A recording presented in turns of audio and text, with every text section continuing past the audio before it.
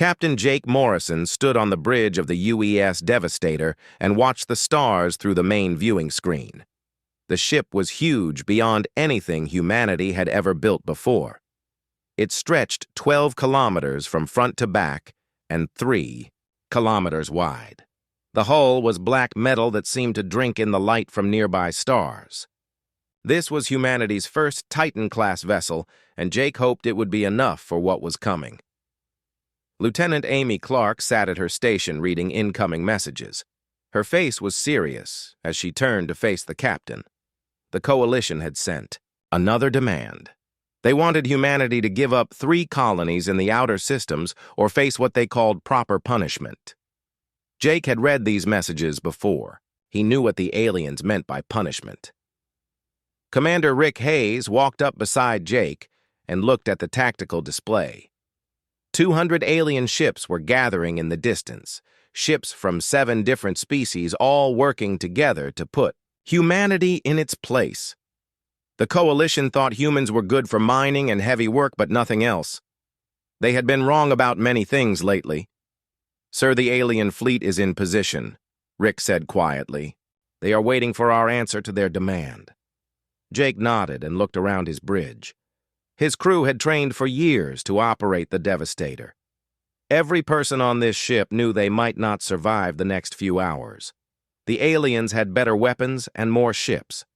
They had been fighting wars in space for thousands of years, while humans had only reached the stars 50 years ago. But the aliens did not know everything about humanity. They did not know what the Devastator could really do. They thought it was just a big ship with lots of guns. They were about to learn how wrong they were. Chief Engineer Pete Sullivan called from his station near the back of the bridge. His team had been working on the ship's special systems for months. Everything was ready, the reality anchor was online, and the quantum displacement cannons were charged. These were weapons that no alien race had ever seen before. Engineering. "Reports all systems green," Pete said. "We can fire when ready." Jake turned back to Amy at communications. "Send our reply to the Coalition. Tell them we will not abandon our colonies. Tell them if they want to fight, they can have one." Amy typed the message and sent it toward the alien fleet. On the viewing screen, Jake could see the alien ships moving into attack formation. Their hulls gleamed with energy shields and plasma weapons. Each ship was a work of art, built by races that had mastered space travel long before humans discovered fire. The Coalition commander was Admiral Vera Kane. She sat on the bridge of her flagship and watched the human ship through her own screens. Her tactical officer was a crystal being called Zeth 9, who calculated that the humans had no chance. One ship against 200 was not a fair fight, but Admiral Kane did not understand what she was really facing. The Devastator was not built like other ships. Human engineers had taken a different path when designing their weapons. While aliens had spent centuries making better plasma guns and stronger shields, humans had been studying something else entirely. They had been learning how to break the rules of physics itself. Lieutenant Commander Lisa Brooks sat at the weapons station with her hands ready over the firing controls. She had practiced this moment hundreds of times in simulation. The quantum displacement cannon was unlike any weapon ever built. It did not fire energy or metal projectiles through space. Instead, it deleted pieces of reality and moved them somewhere else. Jake looked at his crew one more time. These were good people who had volunteered to crew humanity's most dangerous ship. They knew the risks. They also knew that if they failed, today the aliens would destroy every human colony and turn Earth itself into a slave world. "All stations report ready for combat," Rick announced. Jake took a deep breath. Everything humanity had worked toward for the past 20 years came down to the next few minutes. The aliens expected a normal space battle with energy weapons and metal armor. They were about to discover that humans did not fight normal battles. "Engineering, bring the reality anchor online," Jake ordered, deep in the ship's core machinery. That no alien scientist could understand began to wake up. The reality anchor was humanity's greatest achievement. It could lock space and time into place for short periods. This would let the Devastator's weapons work properly. Anchor is stable, Pete reported. We have 60 seconds before it needs to recharge. Jake looked at the alien fleet on his screen.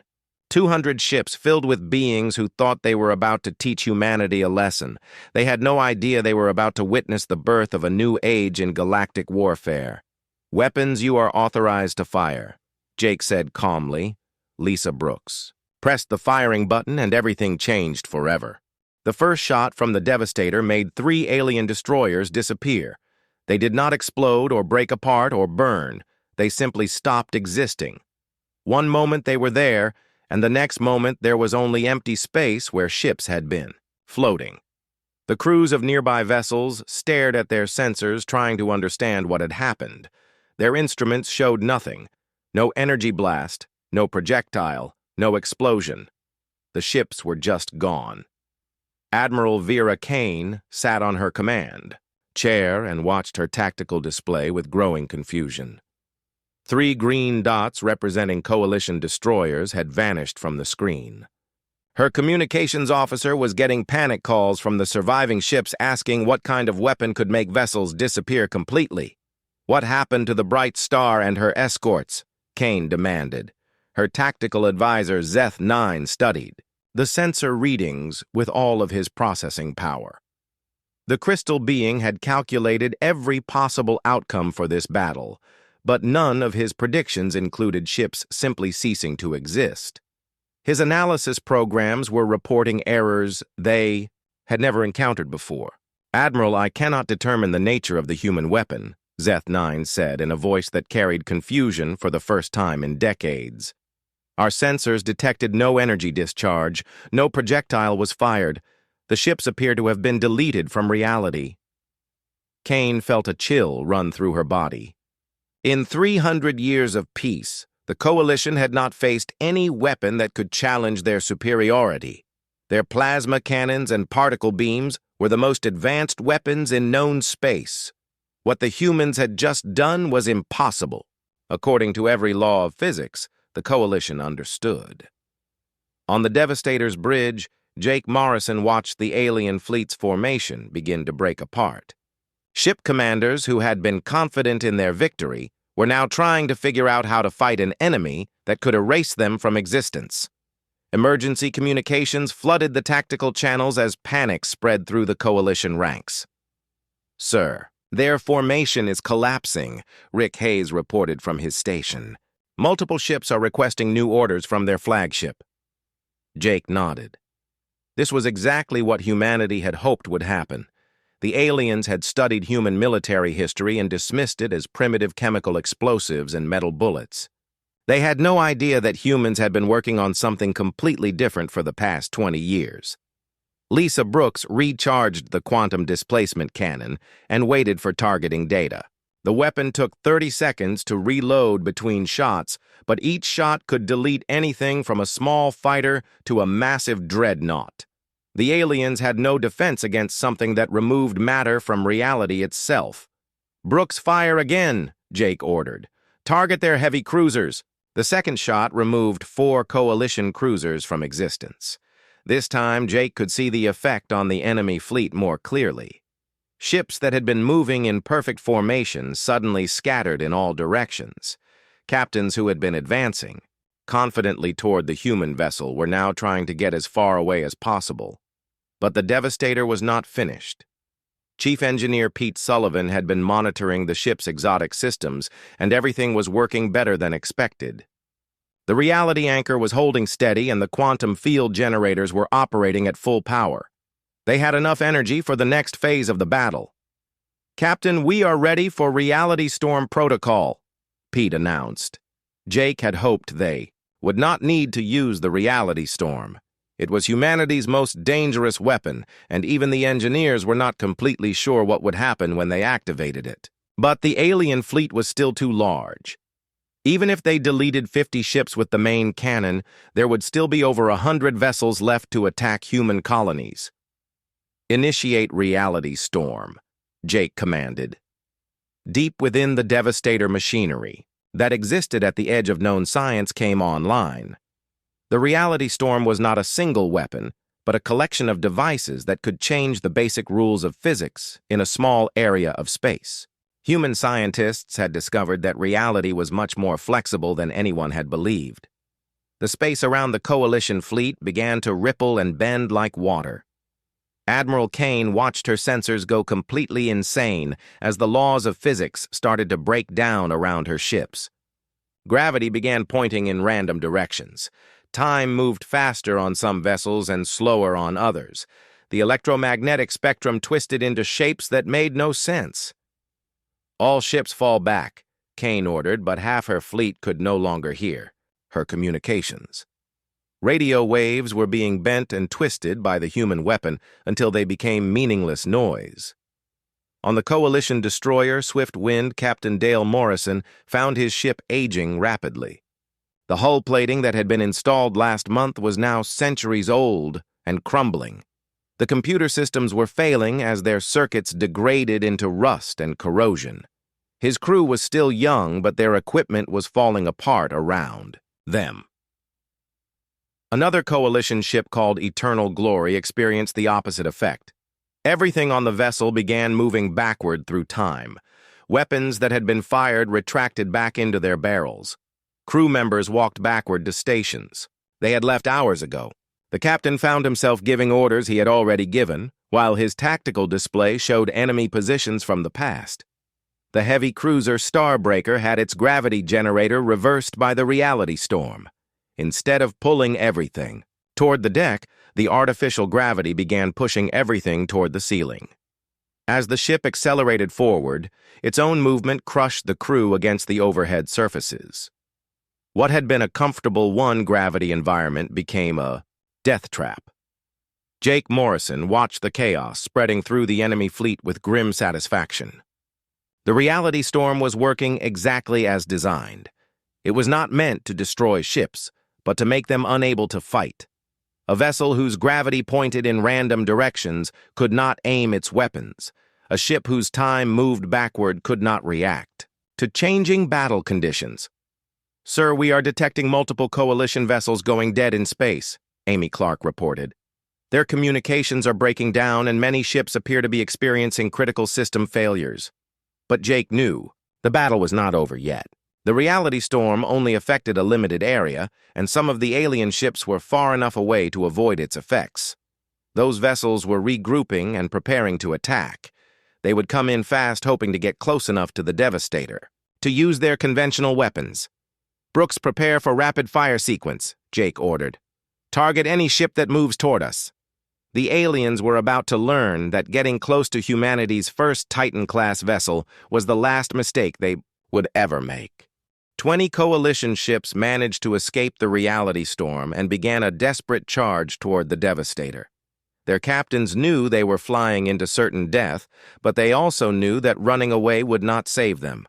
The human ship had weapons that could reach across star systems. Their only hope was to get close enough to use their plasma cannons before the humans could delete them from existence. Admiral Kane watched her surviving ships make their final attack run. These were her best captains, commanding her most powerful vessels. Each ship carried enough firepower to level a city, but she knew it would not be enough. The humans had already demonstrated that conventional physics meant nothing to them. All ships focus fire on the human vessel's forward section, Kane ordered. "If we can damage their weapon systems, we might have a chance." The Coalition ships opened fire with everything they had.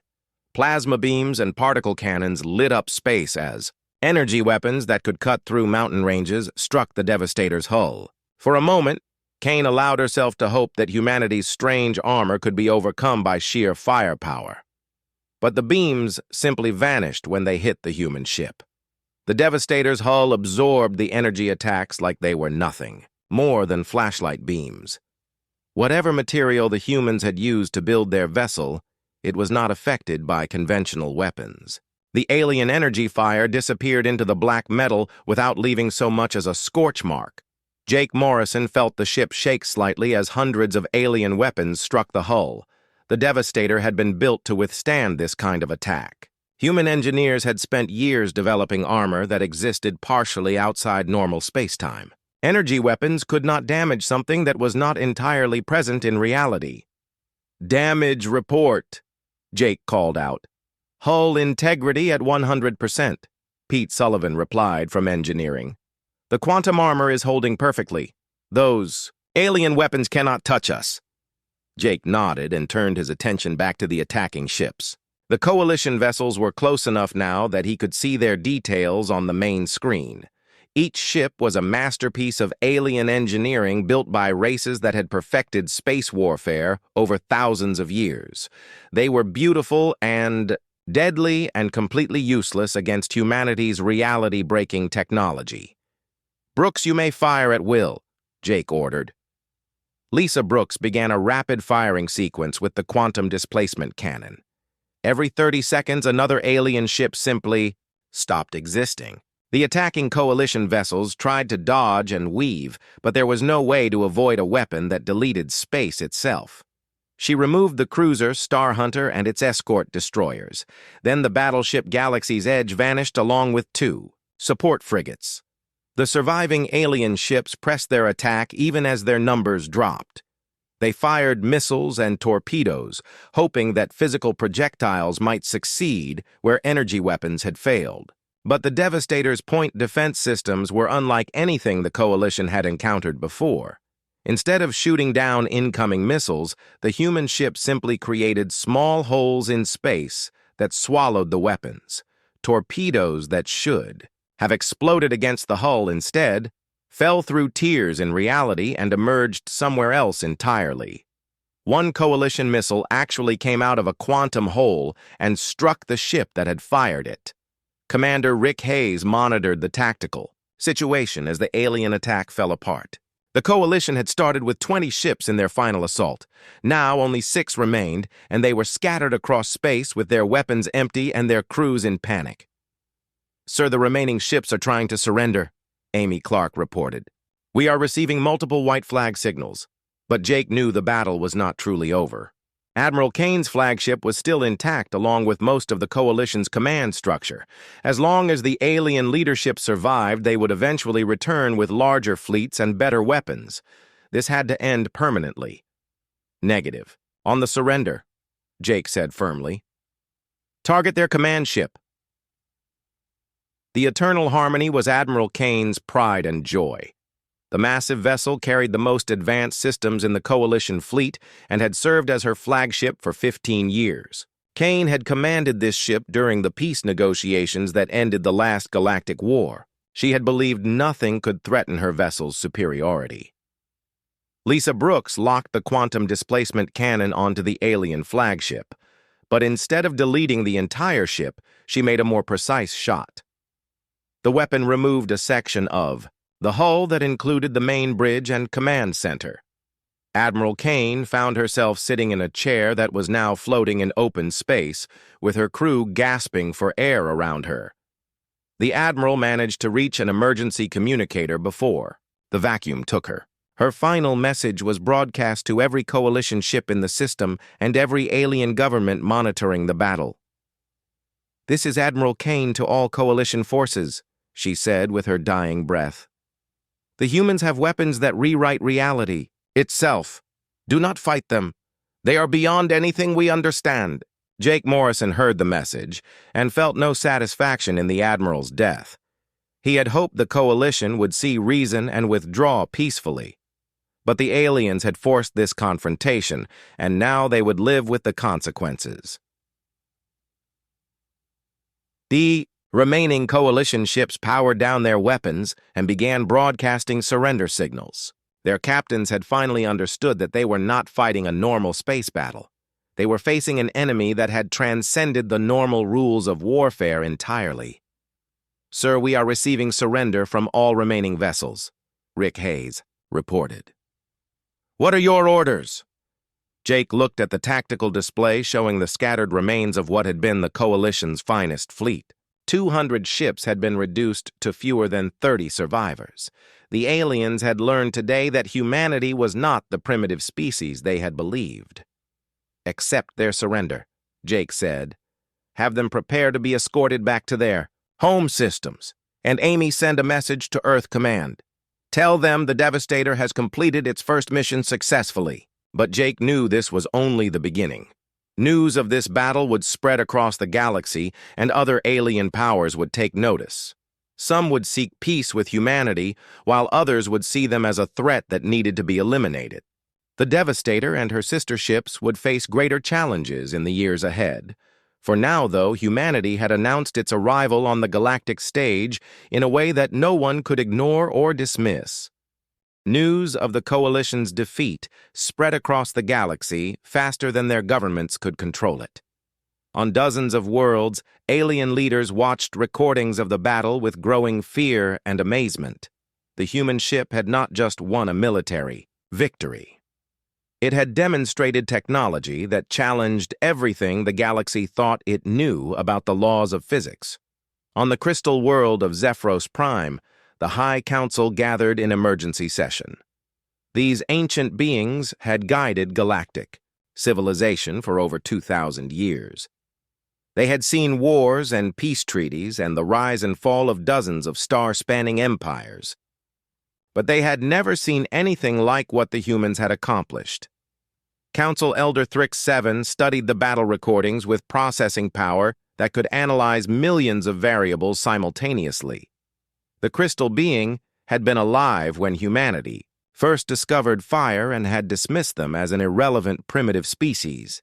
Now those same primitives had built weapons that deleted matter from existence and armor that existed partially outside reality.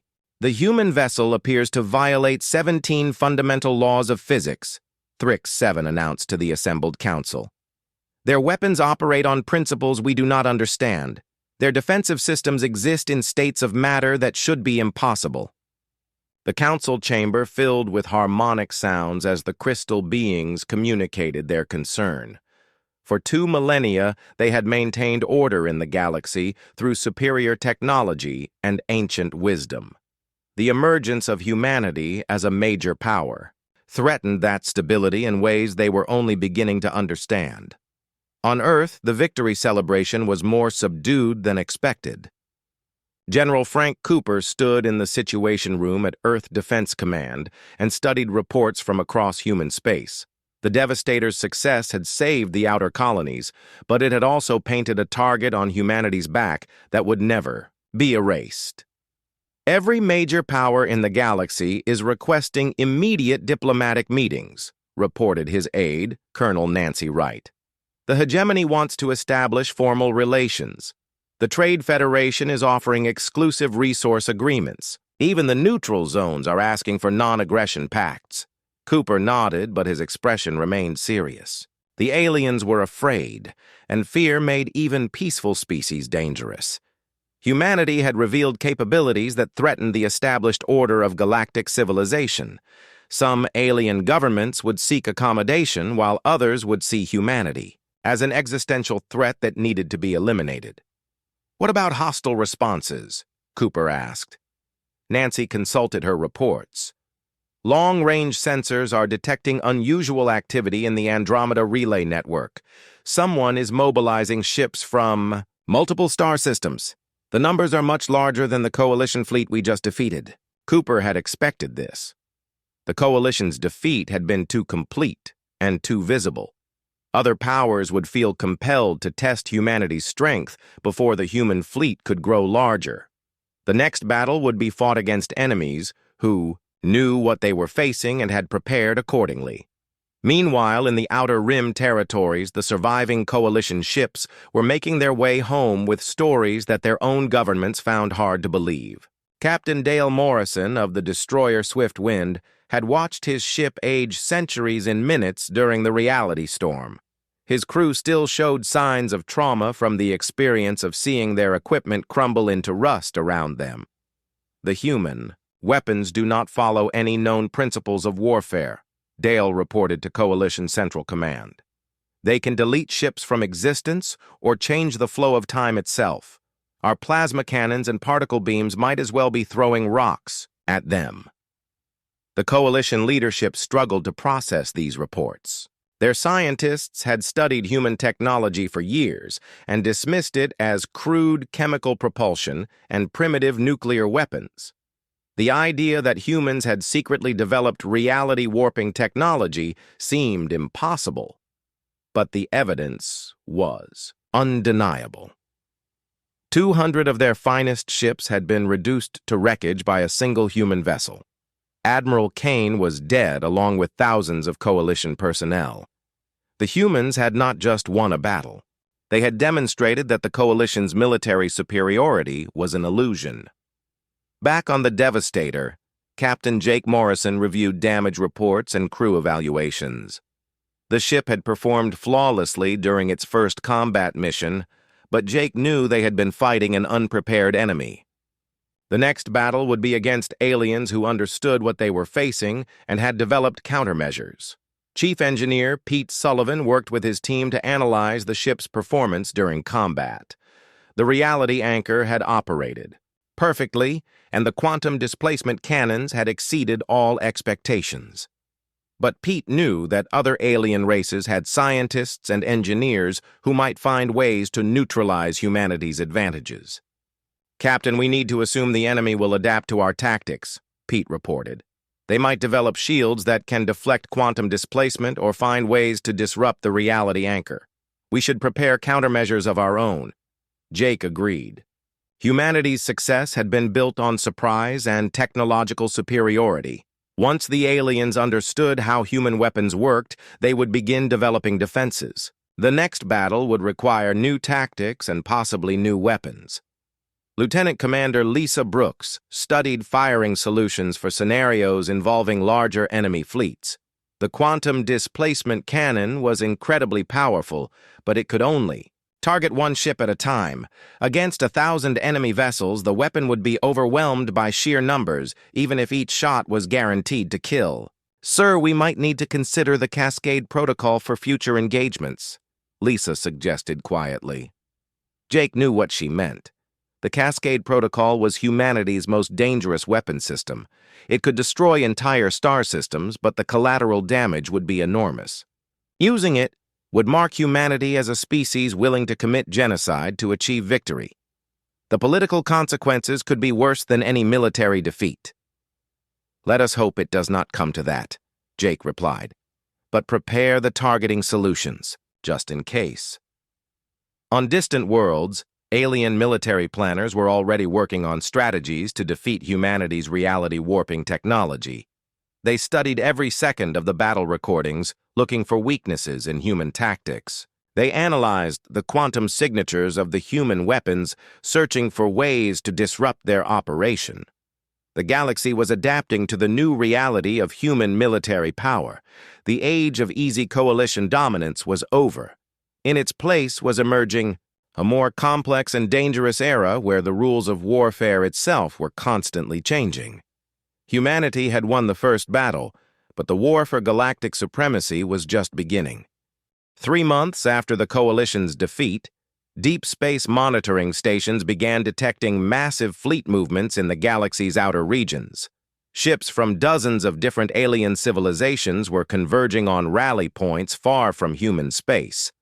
The numbers were staggering. Where the Coalition had brought 200 vessels, this new alliance was assembling over 3,000 ships. Admiral Sarah Blake stood in the command center of Earth's newest orbital defense platform and studied the intelligence reports with growing concern. As head of strategic planning, she had warned that humanity's victory would provoke a massive response from older and more powerful alien civilizations. Those predictions were now coming true.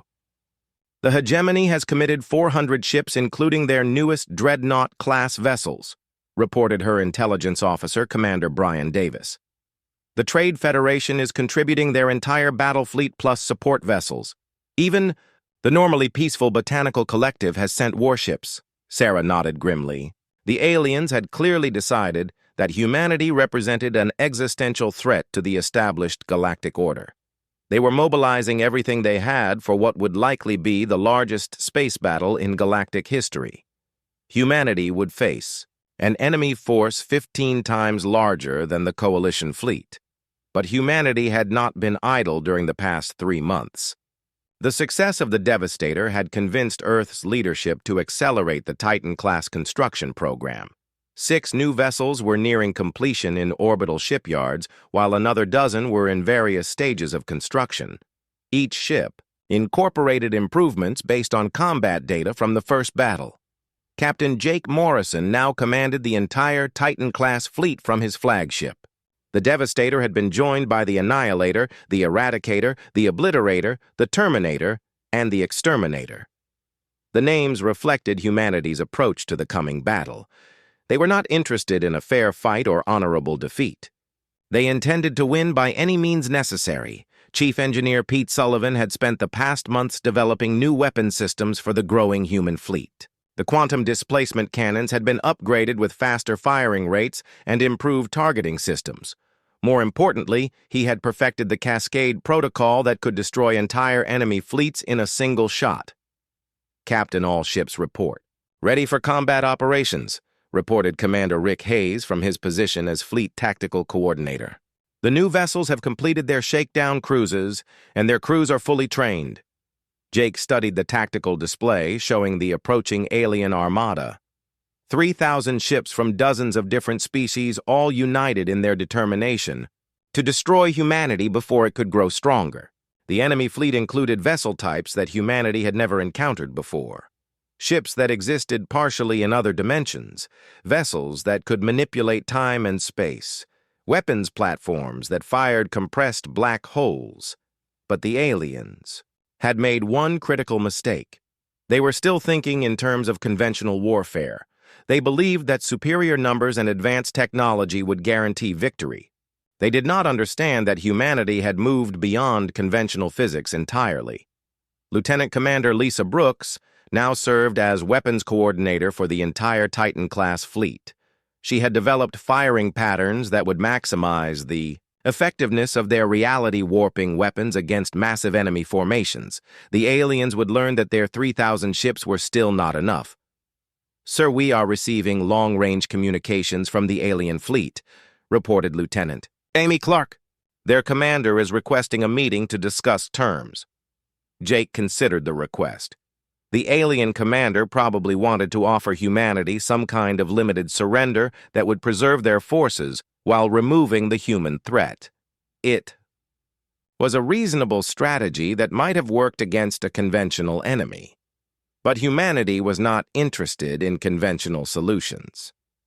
"Tell them we will accept nothing less than complete withdrawal from human space," Jake replied. "They have 1 hour to turn around and leave. After that, we will consider them hostile."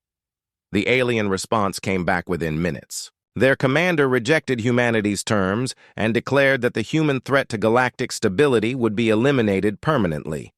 The massive enemy fleet began advancing toward the outer edge of the solar system, where the Titan-class vessels waited. Admiral Sarah Blake watched the approaching battle from Earth's command center. Humanity's survival depended on 6 ships facing 3,000 enemy vessels. The odds were impossible by any rational calculation. But rational calculations had not predicted humanity's rise to galactic power in the first place. "All Titan-class vessels are in position," reported General Frank Cooper. "They are ready to engage the enemy fleet." Sarah nodded and opened a communication channel to the fleet. "Captain Morrison, you are authorized to use any means necessary to defend Earth and our colonies. The future of humanity rests in your hands. Jake." Morrison received the message and felt the weight of responsibility settle on his shoulders. In a few hours, either humanity would emerge as the dominant power in the galaxy, or human civilization would be reduced to radioactive ash. There was no middle ground in this conflict. "All ships prepare for combat," Jake ordered across the fleet communication network. "Today, we show the galaxy what happens when you threaten humanity's children." The 6 Titan-class vessels powered up their exotic weapon systems and prepared to face the largest alien fleet ever assembled. Deep within each ship, machinery that existed at the edge of known science came online. Reality anchors stabilized local space-time, while quantum displacement cannons charged for battle. Cascade protocols were loaded and ready for activation. The aliens were bringing everything they had: ships that could bend space and time, weapons that fired miniature stars, defensive systems that existed in parallel dimensions. They believed their technological superiority and overwhelming numbers would guarantee victory. They were about to discover that humanity had never believed in fair fights. When faced with impossible odds, humans did not surrender or negotiate. They found ways to change the rules of the game entirely. The battle for the future of galactic civilization was about to begin. The alien armada entered the solar system like a plague of metal locusts, blotting out the stars. 3,000 ships spread across space in a formation so vast that it took light several minutes to cross from one end to the other. At the center of the fleet flew the command vessel Infinite Wisdom, carrying Fleet Commander Zara 9 of the Hegemony's Grand Navy. Zara 9 was a being of pure energy, contained within a crystalline shell that had survived for over 5,000 years. She had commanded fleets in dozens of galactic conflicts and had never experienced defeat. The mere thought that 6 primitive human vessels could threaten her armada seemed laughable. Yet the recordings of the Coalition's destruction were undeniable. "Ships advance to engagement range," Zara 9 commanded through the fleet's quantum communication network. "Maintain formation and prepare to demonstrate the futility of human resistance." The alien fleet moved forward with perfect coordination. Ships from dozens of different species flew in harmony despite their radically different technologies and tactical doctrines. The Hegemony's massive dreadnoughts anchored the formation, while smaller vessels from the Trade Federation provided screening and support. Even the peaceful botanical collective had contributed living ships grown from modified plants that could regenerate damage in real time.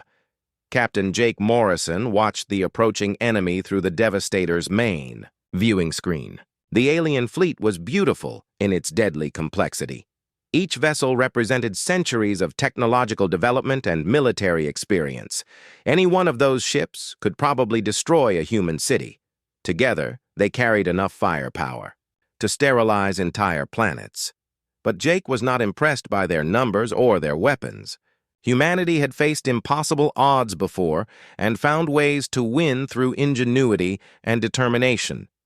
Today, they would demonstrate that superior technology meant nothing when facing an enemy that could rewrite the fundamental laws of reality. "All ships assume attack formation Delta," Jake ordered across the fleet communication network. "Prepare to engage the enemy." The 6 Titan-class vessels spread out across space in a pattern that maximized their overlapping fields of fire. Each ship was positioned to provide support for the others while maintaining clear lines of attack toward the enemy formation. They looked tiny compared to the massive alien armada, but appearances could be deceiving. Chief Engineer Pete Sullivan monitored the exotic weapon systems across the entire human fleet. Every reality anchor was operating at peak efficiency, and all quantum displacement cannons were fully charged. More importantly, the Cascade protocols were armed and ready for activation. If the battle went badly, humanity was prepared to take the entire solar system with them, rather than surrender. "All ships report ready for combat operations," Pete announced. "We can maintain full power for 6 hours of continuous battle," Jake nodded. 6 hours should be more than enough time to destroy the alien fleet or die trying. The enemy had brought everything they had, but they were still thinking in terms of conventional warfare. They expected a prolonged battle with energy weapons and armor systems. Instead, they were about to experience something completely different. "Open fire!" Jake commanded. 6 quantum displacement cannons fired simultaneously at the alien fleet. The weapons did not produce visible beams or projectiles. Instead, they simply deleted sections of reality where enemy ships happened to be located. 12 alien vessels, including a massive hegemony dreadnought, simply ceased to exist, leaving only empty space where they had been floating. Fleet Commander Zara 9 watched in shock as her forward elements vanished without warning. Her sensors detected no energy discharge from the human weapons. No projectiles had been fired.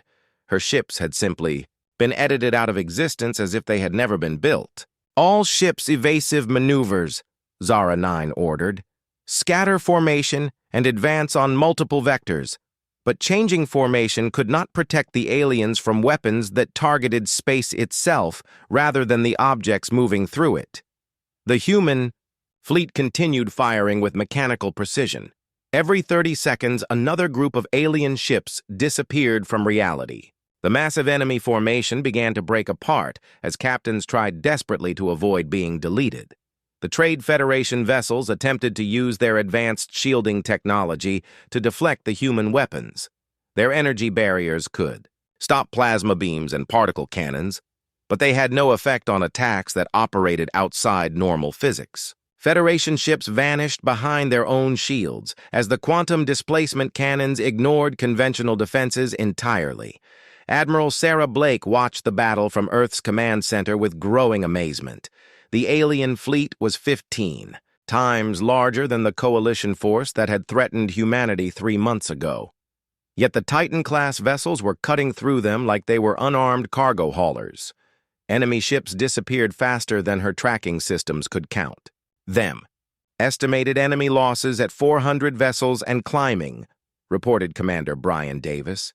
Their formation is completely disrupted, and they appear to be falling back. But Fleet Commander Zara 9 was not ready to concede defeat. She had brought weapons that the Coalition had never possessed. Ships that existed partially in other dimensions. Vessels that could manipulate time and gravity. Platforms that fired compressed black holes and miniature stars. The humans had demonstrated superior technology, but they had not faced everything the galaxy could bring against them. Activate temporal displacement systems, Zara 9 ordered. All ships phase into parallel timelines and attack from multiple temporal vectors. Half the remaining alien fleet suddenly became translucent as they shifted partially out of normal time. These vessels could now attack while being difficult to target in return. It was a technology that had won dozens of battles against conventional enemies. The aliens expected it to neutralize humanity's quantum weapons. Instead, Jake Morrison smiled grimly and gave the order he had hoped to avoid. All ships activate cascade protocols. Target the entire enemy fleet. Deep within each Titan-class vessel machinery that existed at the very edge of theoretical physics came online. The cascade protocol was not a single weapon, but a reality storm that could propagate across vast distances. It would destroy everything within a light-year radius, including any human ships caught in the effect. Cascade protocols active, reported Lisa Brooks from her weapons station. All ships recommend immediate withdrawal to minimum safe distance. Jake shook his head. Negative. Maintain position and fire when ready. The 6 human vessels unleashed humanity's most dangerous weapon simultaneously. Space itself began to unravel as the cascade effect propagated outward at faster than light speed. The aliens watched in growing horror as reality came apart around their fleet. Ships that had existed in parallel timelines were pulled back into normal space where they could be destroyed. Vessels protected by dimensional barriers found their defenses useless against an attack that operated on the fundamental structure of existence itself. The alien armada simply dissolved as the cascade effect washed over them. 3,000 ships that had taken centuries to build were reduced to their component atoms in less than 10 minutes. Fleet Commander Zara 9 had just enough time to broadcast a final message before her own vessel was consumed by the reality storm. To all governments monitoring this transmission, she said with her dying words, humanity has weapons that can destroy space itself.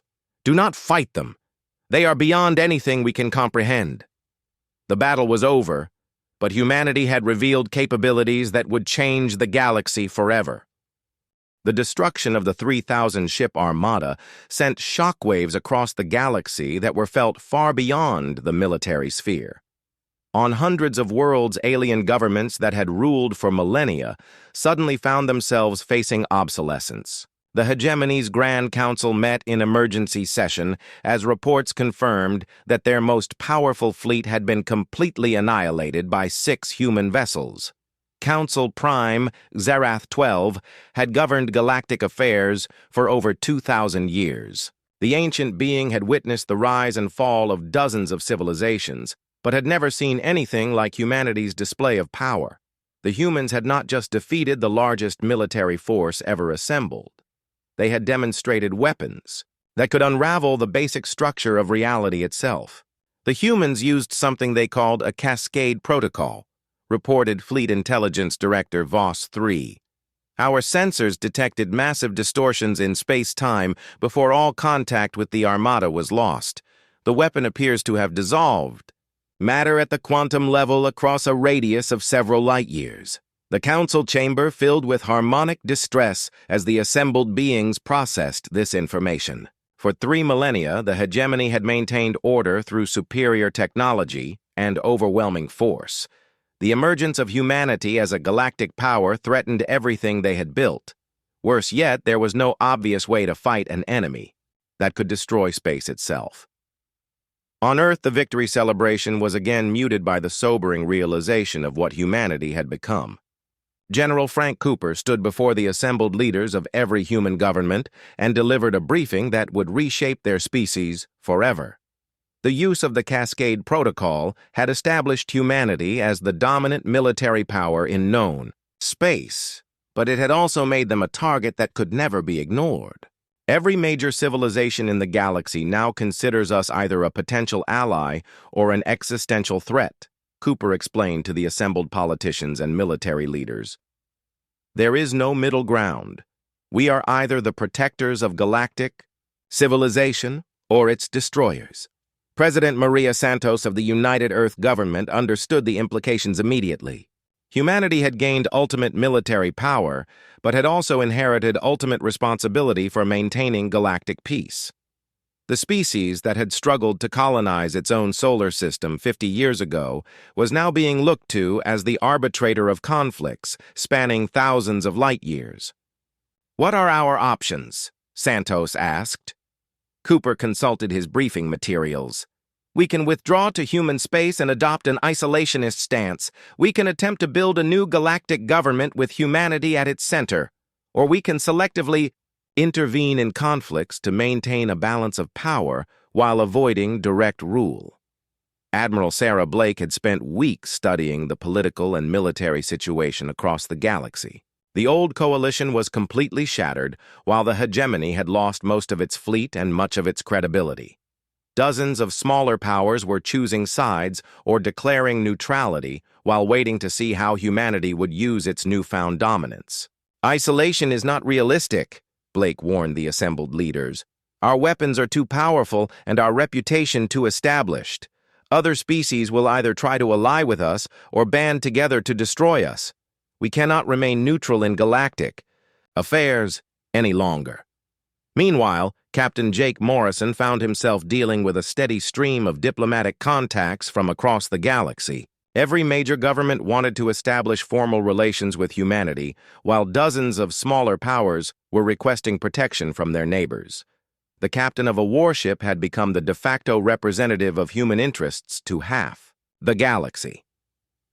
"Sir, we have received formal surrender documents from 17 different alien governments," reported Lieutenant Amy Clark. "They are offering tribute payments and resource concessions in exchange for non-aggression pacts." Jake studied the diplomatic messages with growing unease. These were proud civilizations that had ruled star systems for thousands of years. Now they were offering to become vassals of a species they had dismissed as primitive just months ago. The rapid reversal showed how completely the balance of galactic power had shifted. But not every alien government was ready to accept human dominance. In the distant Andromeda sector, ancient powers that predated the current galactic civilizations were awakening from long slumber. These beings had slept for millions of years while younger species squabbled over territory and resources. The emergence of humanity as a reality-warping threat had triggered automated systems that summoned them back to consciousness. The ancients had built the first star-spanning civilizations when the current galaxy was young. They possessed technologies that made even human quantum weapons seem primitive by comparison.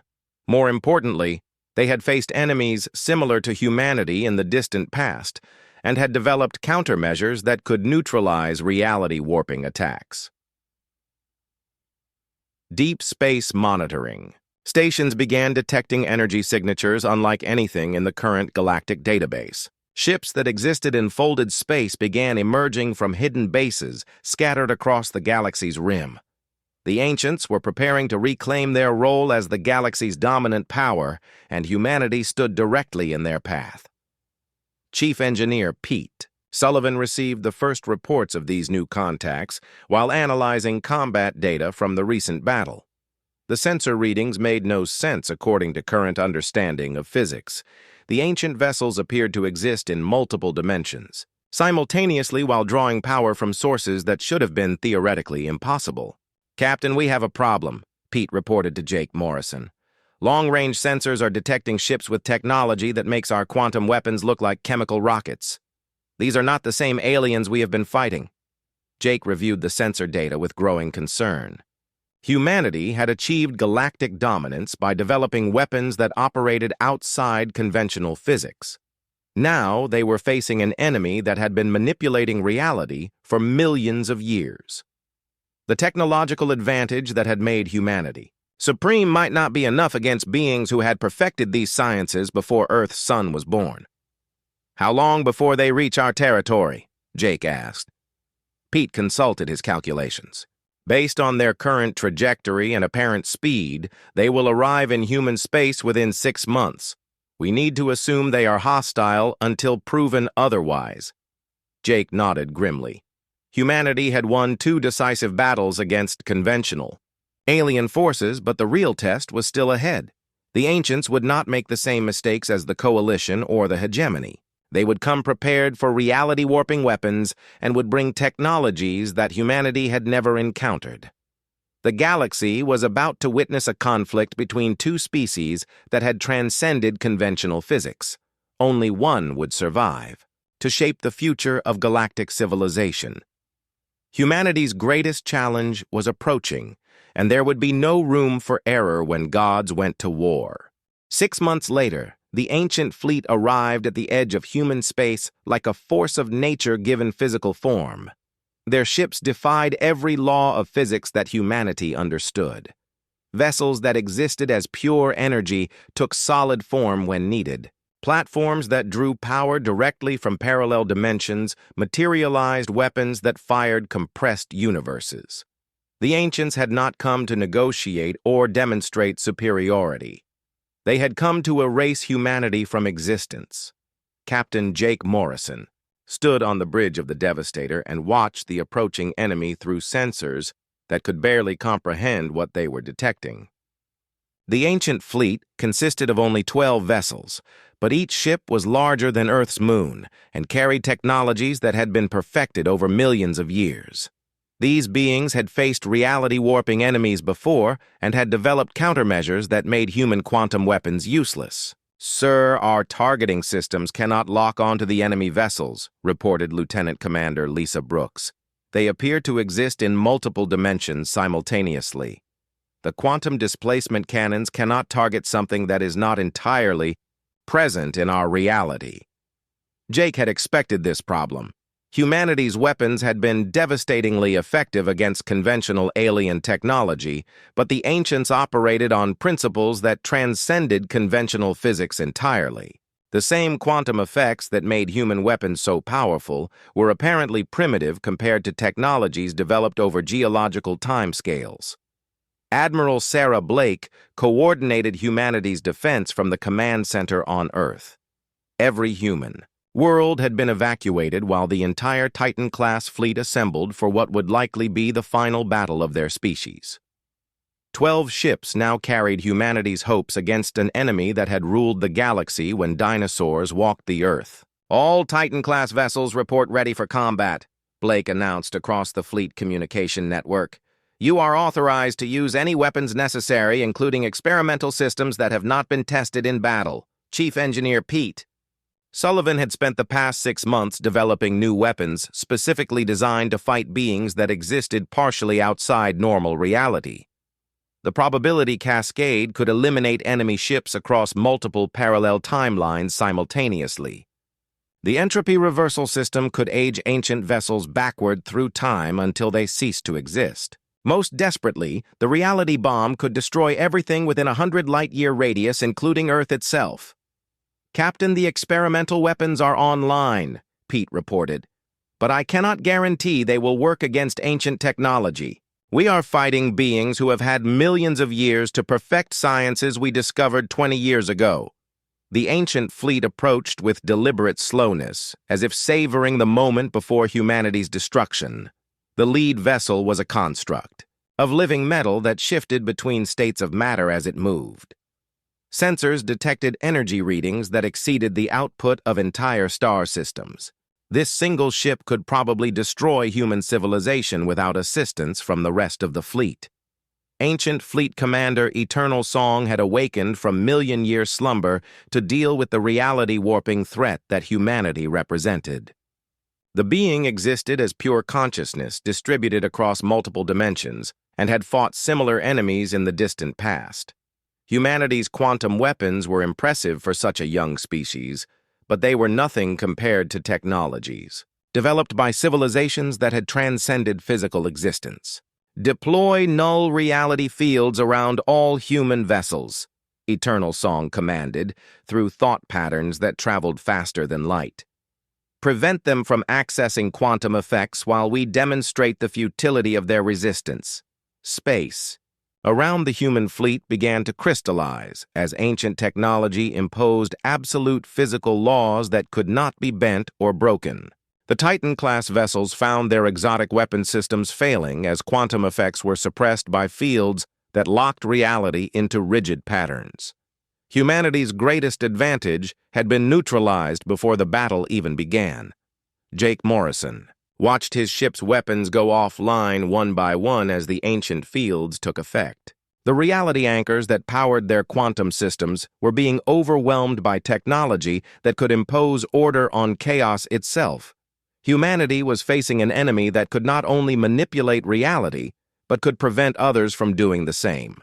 "All ships attempt to break free of the suppression fields," Jake ordered desperately. "We need to restore quantum function or we are defenseless."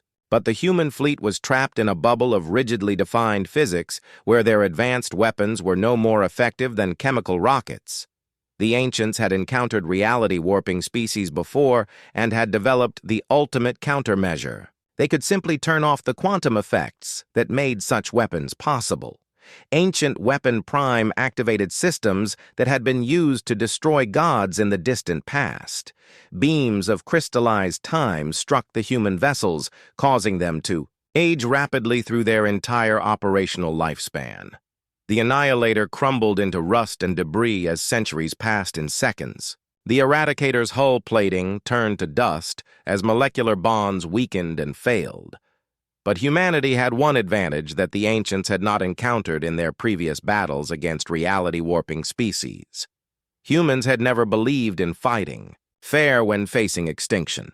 Deep within the remaining Titan-class vessels, Chief Engineer Pete Sullivan activated systems that even he did not fully understand. "Captain initiating total reality breach," Pete announced grimly. "This will either save us or destroy everything within 1,000 light years, including Earth." The human ships began to phase out of normal existence entirely as they activated experimental systems that existed at the very edge of theoretical possibility. Instead of manipulating reality, they abandoned it completely and began operating from the spaces between dimensions where ancient suppression fields could not reach. Eternal Song felt surprise for the first time in millions of years as the human vessels simply vanished from normal space-time. The beings had not fled or been destroyed. They had somehow moved to dimensional frameworks that should have been impossible for matter-based life forms to survive in. The humans were fighting from the void itself. From their position between realities, the human fleet unleashed weapons that attacked existence from outside the universe. The probability cascade struck ancient vessels across infinite parallel timelines simultaneously. The entropy reversal system aged their ships backward through the entire history of the cosmos. Most devastatingly, the reality bomb began to unravel, the fundamental structure of space-time in an expanding sphere of absolute nothingness. The ancient fleet found themselves fighting an enemy that had chosen to risk everything rather than accept defeat. The humans were literally destroying reality itself rather than surrender to superior technology. Ancient vessels that had survived for millions of years began to dissolve as the expanding zone of non-existence consumed them. Eternal song made, a decision that shocked even the other ancient commanders. Rather than continue a battle that would destroy both species, the ancient being activated a temporal stasis field that froze the entire conflict in a bubble of stopped time.